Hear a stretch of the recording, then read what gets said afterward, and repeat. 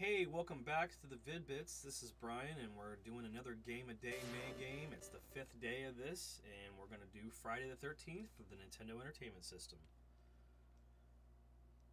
If you've checked out on the channel, I do have a speedrunning guide to this. It's just one of my favorite little romp-throughs on the NES. I think it's hilarious that people just think that LJN games are really horrible, and because I was fortunate or unfortunate enough to get them in my childhood and all kinds of circumstances because they were bargain bin games, I'm just used to dealing with the janky controls and working around the limitations that they provided, and I tried to find good experiences out of them. You know, this game, and you got Jaws, and you got Bill and Ted, just all kinds of games that other people think are just horrible and just ended up in my possession as a child, and I learned how to master them.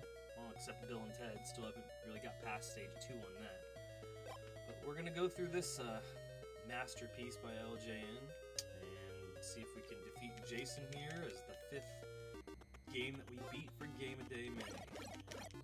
You start off with Mark is usually what I like to do because he's one of the fastest counselors. He's the fastest male counselor. It allows you to zip around the map the quickest. I'm not going for a flawless run by any means, so there may be a couple counselor deaths, or unfortunately I may not finish with all 15 kids alive, but I'm going to do my best. I'm not going to just tank it on purpose. But if you didn't know, the goal of this game is to go around and light all the cabins, the big ones. When you get them all lit, then you get a super powerful weapon, and it's going to definitely help you out when you face Jason. It's going to make it a lot easier for you. I should have grabbed that knife. Oh, wow. That's crazy. He just showed up out of nowhere. So, we gotta keep Mark alive, definitely. I was looking for a knife, but that's okay. I usually don't go and fight Jason's mother on the first day. I don't know what I'm thinking. I just figured I'd probably get a good weapon out of it. But it's not helping me to have so much of my health gone already. That's for sure.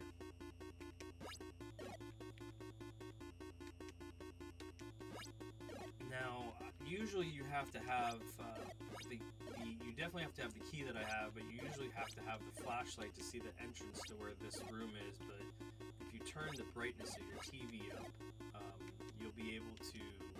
I should not have tried to fight her with a rock. This is not gonna go good. You know, and I hate to say it, but it's a wipe. And sometimes it bees like that. I apologize. We're going to rip through this and start over, because really, I usually just do this with one character. There's a female character that's the fastest, and it's also, you know, the equivalent of Mark and speed and stuff. But you can choose whoever you want to do this. And you can make it challenging by picking, you know, the slower. There's a slow, a medium, and a fast counselor on both sides of the equation. So now Jason's attacking over there. We're gonna switch over to George and get this fight out of the way real quick.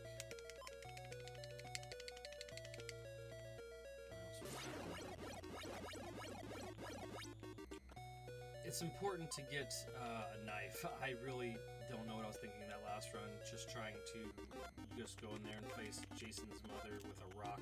It's foolish. It's the weakest weapon, obviously. It takes just twice as long as the knife to kill anything.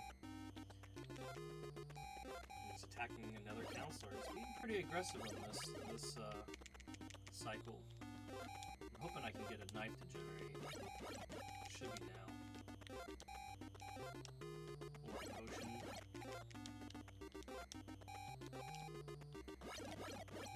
You'll get weird laydowns sometimes, and it looks like I'm getting one of those. Not getting a knife to spawn, which I already should have spawned. And we're going to move to Laura and have her provoke Jason real quick. Go back to Mark.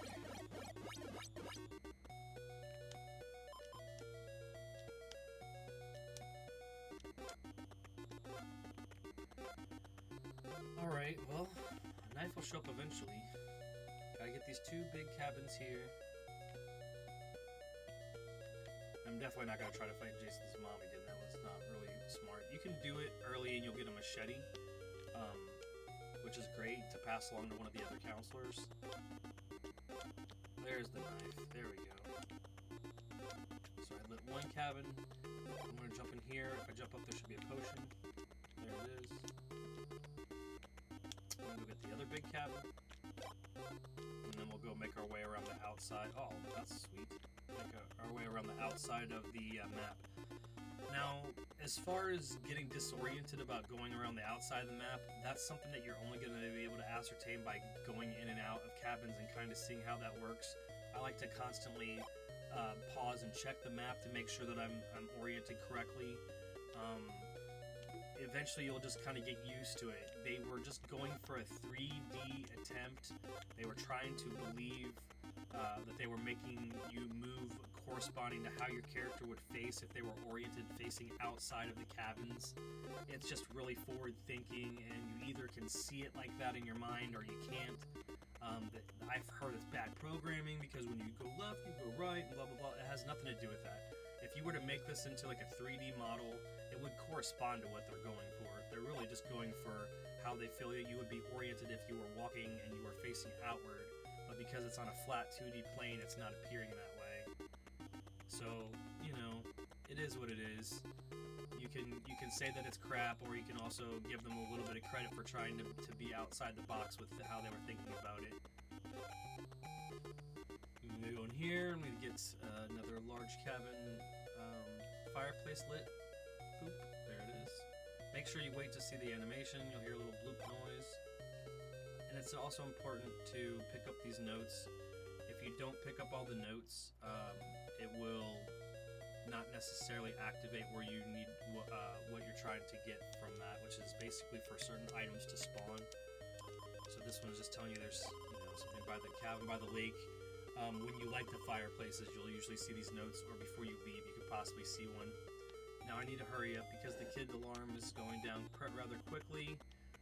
Once it hits 30, then he's going to start silencing some kids, which is not really my intent.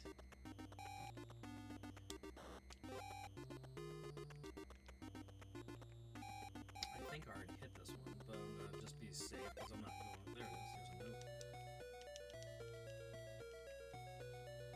It's just important to pick those up so it just cycles what the next one will say to you as more than what I'm going for. I mean, in the comments, if you played this game and you know if you have to pick up all the notes, let me know. I would love to know, because I just do it habitually at this point, and if I'm going for my speed run, it actually wastes time to do that. So, love to not waste any time.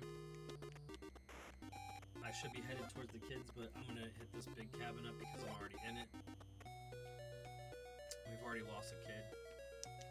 Once you get to 35 seconds, he takes one, and then there's like 35 seconds, so there's 5 kids left, so like every 6 seconds after that, you know, you lose them. If you go down to 0, the game's over. You can still beat this game with having just one child left, one counselor left, and obviously for a perfect playthrough, you wouldn't want those circumstances. You're trying to go for a full, everybody's around, 15 kids and 6 counselors. So I have to hurry up and speed to that and confront Jason so that he stops with the kids. And there he is.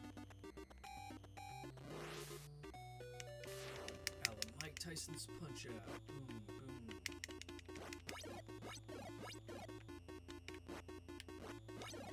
And you hit him 7 times and he'll stop. The only exception to that is if you have him down to about a quarter of his health, he'll do a last stand, which he'll just basically, wherever you fight him, he'll continue to fight you there until there's a winner either way.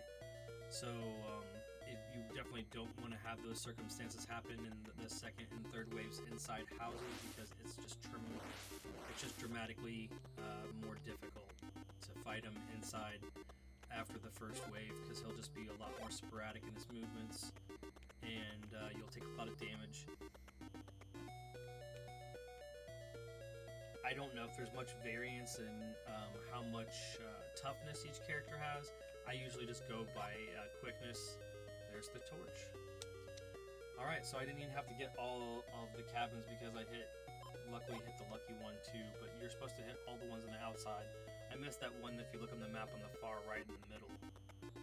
If I go light that and come back to one of these, then it will actually have a flashlight in it, which is an item I don't need. So, alright, so the next move is, since we have a torch, is we're going to try to kind of poke around and find some potions, and we're also going to try to provoke Jason into some one-on-ones outside. Since I'm using a fast character, I'll be able to kind of chase him down and get him to stay spawning in the same area. So our best case scenario right now would be for him to try to attack another counselor. So we're just going to wait for that a little bit. I find that if you're on the outside ring here, he doesn't like to fight you too much here. So your best bet is like either in the woods, and also be careful now that you have like the second best weapon in the game not to grab anything else, because that could definitely happen. You need to be mindful when you jump. I'm jumping right now to provoke potions, which I just got one. But other than provoking potions and trying to not get hit by an enemy, you're really not trying to jump too much, because you could spawn a weaker weapon and grab it, and you will pretty much be done with that run. But I need to get off of this ring here and get to like the outside, the countryside or whatever. Really not trying to take too much more damage, because I'm trying to get to the second wave where I can get the sweater item, which will make it so that I'm pretty much, I would say, pretty much guaranteed to be able to finish the game if I can keep the sweater and not accidentally grab a weaker weapon.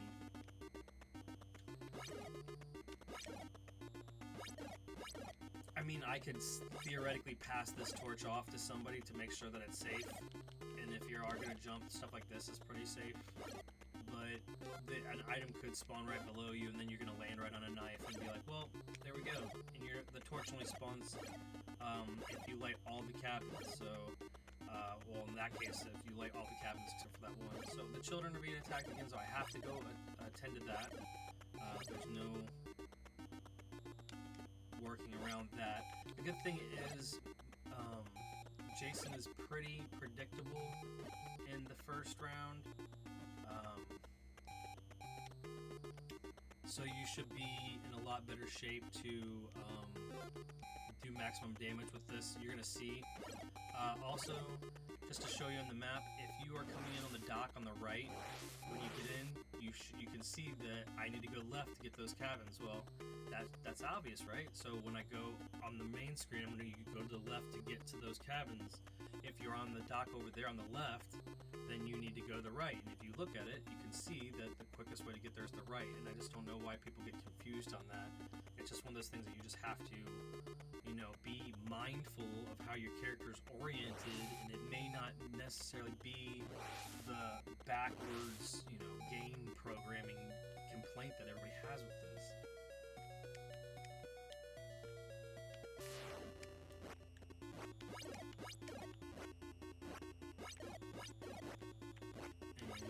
And there it is. And as you can see, because I have the torch, it takes away like a whole tick of health for every hit, as opposed to like the rock, which you have to hit him like 4 times to get 1 bar to go off, or the knife is like 2 times to get 1 bar to go off, or 3, and then the machete's like 2. So like there's other weapons you can pick. You can also dart in and out of cabins, and sometimes he'll be in there, but it's just such a random chance. You can see how many options there is on the map. So we're gonna keep going around in this circle here. See that machete appear because I defeated 100 enemies, or 50 enemies. It's either one, but it's not gonna reappear. But it would have been nice if I didn't have an item on me. I could have passed this torch to somebody else and then grabbed that. But again, I try to do this with one character. It's pretty much the mark show. Alright, we're gonna go in here. Alright, so we're gonna try this trick and see if it works. I'm going to change places. I'm going to try to leave. Jason's not here, so he's not gonna provoke me outside of this. I'm gonna go to the nearest cabin that I can, which is over here. Hopefully there's nobody in it. There is. That's horrible.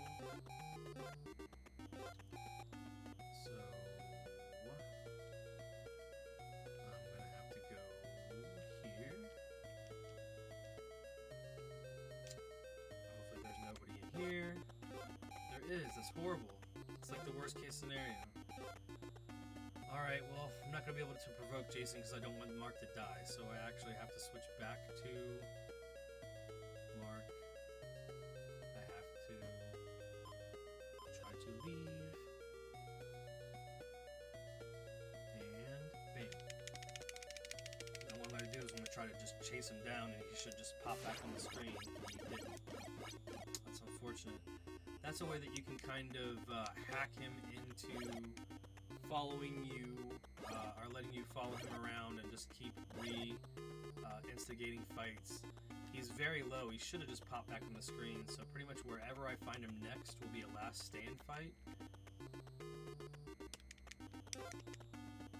And as you saw, I was able to just hit so many more hits on the outside as opposed to the inside, because unless he's in last stand mode, you're only going to get 7 attacks on him. So, alright, so we're going to try to go back this way. I think it's that, nope, sorry, it's this way. Really can't get hit too many more times. In this case, it actually is better for me to finish him on the inside because I have, on the first wave, he's just a very predictable pattern. Unless you're sloppy, you should be able to avoid getting hit at all by him. And I need to get through the rest of this so I can keep all my potions intact.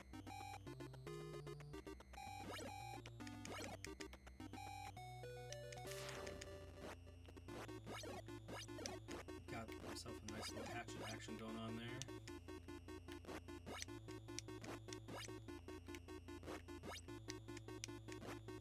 Well, that's great. He should have really just stayed in last stand mode. I don't know if it's because I'm in here with another person, but that's weird. That's not a typical. There he is. Took like two of my potions with him, but that's all right. He's done for the first round. So now we got to go. Hopefully, Mark spawns. Okay, I need to go back to the cave area now. And you're going back to the cave area because you're trying to face Jason's mother and get the sweater item. The sweater item makes it so you take so much less damage. And that's just what we need to have happen in order to be able to keep taking those hits like that.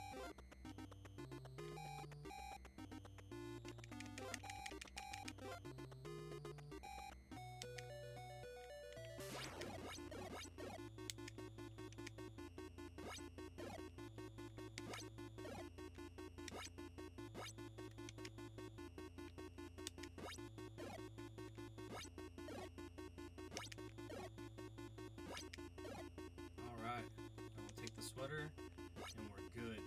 Alright, so the worst things that could happen to me at this point is pretty much accidentally grabbing, I don't know if I'm going to be able to make it there in time. Accidentally grabbing a weaker item, that's the main thing that could happen to me. That would be horrible. Other than that, I'm hoping that I can get some more potions. 2 is probably good, but we'll see. I'm definitely in the situation where I'm going to try to do the provocation where I can switch him out to go outside and fight outside. We'll see. I'm going to have to probably do this first fight inside, unfortunately, because of how much time I have left. Alright. Yeah, because Laura's too slow. If I pick Laura and try to have her run to another cabin, it would be dead. It would just be dead. It would be over. Now you're gonna see he's got a lot faster pattern. I really hate fighting him inside now. I hope I don't take too many hits. Luckily, he doesn't have a weapon.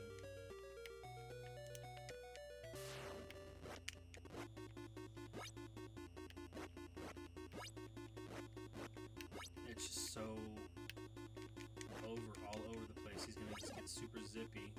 And when he goes twice in a row, again, if I didn't have the sweater item, I would take so much damage.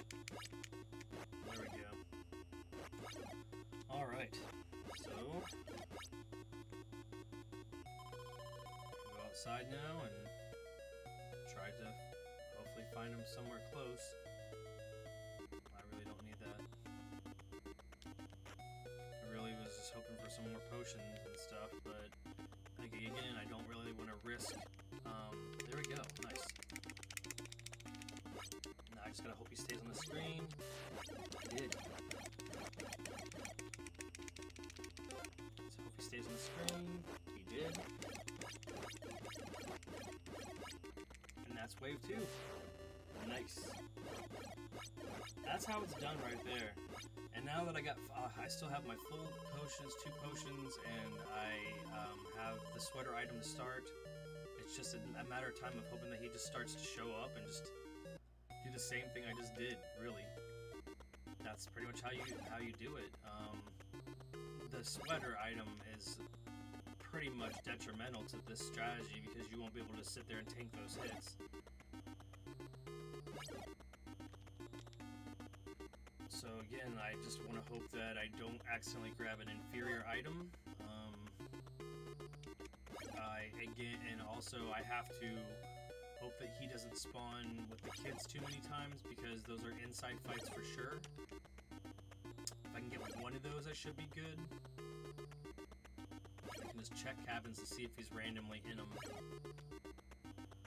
But there we go. So it's a kid situation. I gotta go straight there. Can't dilly-dally, so I'm just gonna go this way. I could have jumped into the woods there and jumped around a little bit and tried to find a potion. Sometimes you'll find them in the woods. There's a couple areas you didn't really see me go in there because my strategy doesn't necessarily involve hanging around in there.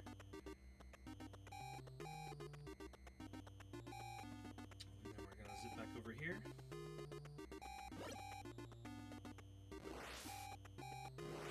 It's best just to tank it. You stay right in the middle. You're not going to be able to dodge these because you're going to risk not getting your hit in. That's why I said I didn't want to do that more than once. You can see that I took so much damage. And now I really just got to hope that, you know, I'm not going to, if he does go and do a child situation again, I'm going to have to probably just let it go because I just can't take any more damage.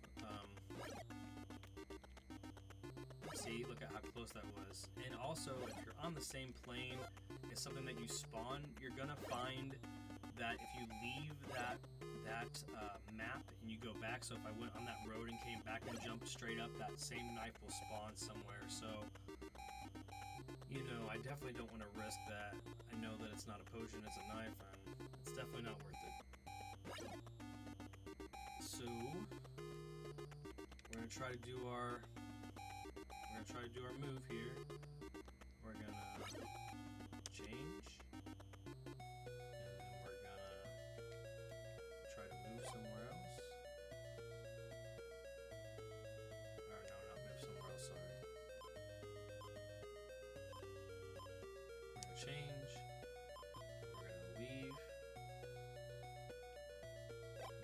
and it's a slower, of course it's a slower person. Not good for me.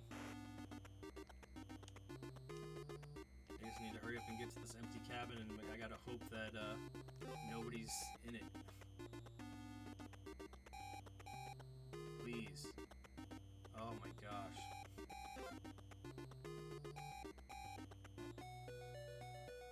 Alright, here we go. Let's hope that he's not blocking the door.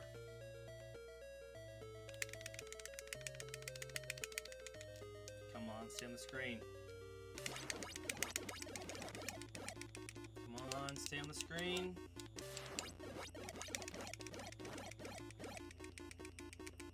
And that's it, baby. That's Friday the 13th as the 5th game in Game of Day May. And I hope that you enjoyed it. I wasn't sure I was going to do it in one take, but besides that wipe I had to do in the beginning, I guess it really wouldn't be one take, right? I hope that you enjoyed it. We appreciate you guys sticking around, pardon me, for Game of Day May, and we'll be back tomorrow with another game, Day 6, and hope you enjoy this series, and thank you for tuning into the Vid-Bits. Peace.